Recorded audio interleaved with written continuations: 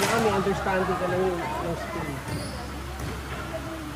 Actually, bounce din Oo. Kasi tennis. Oo. Kaya mas maganda kung matututo ka sa hard court, mas madali ka matututo. Pagka sa simento ka nag-aaral, mas madali. Mas responsive.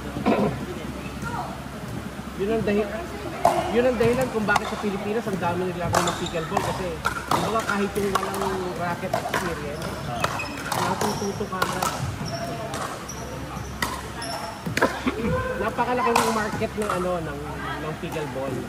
Kasi yung mga na-frustrate na sa badminton, yung mga tumigil na. Dahil kasi nawala na yung pad. Nasa bucket list ng bawat Pilipino ngayon sa play pickleball. Nasa bucket list. Lahat ng mga nagte-tennis na hindi na kaya makipagsabayan doon sa mga bata, play pickleball.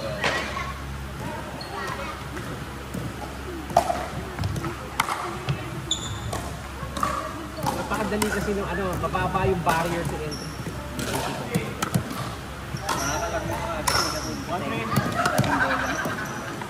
Tennis, table tennis yan, isang barrier to entry dyan.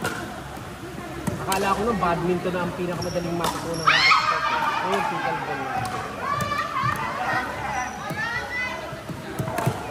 Kahit na yung mga matatanda na mabagal na mag-isama. Hindi taxi.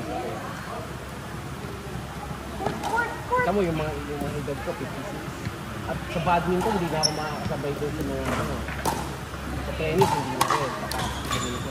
Kaya dito, hindi nila ako masyado mapatakbo kasi maliit yung court.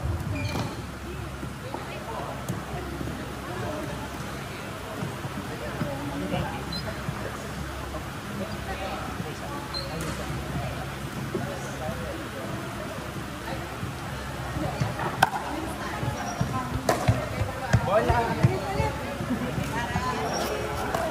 Di ba tayo naglalaro?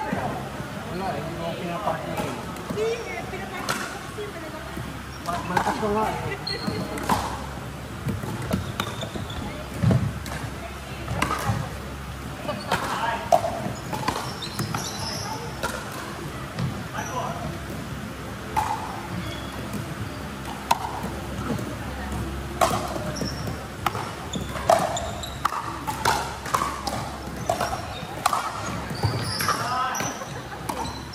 Tama na si Alex eh.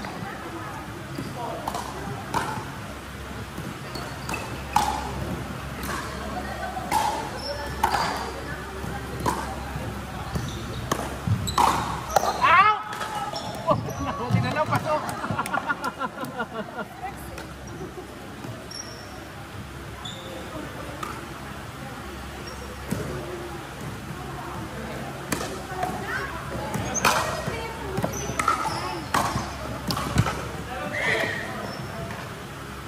Nabalik ko na yung dalawa. Hindi mo pwede uwi yan. Parang, oh my God. Tapos may dating bang. Gamitin mo muna. Ay, apat pa yung weights. Kasi ako gumagamit eh. Kailangan mabigat ka pa.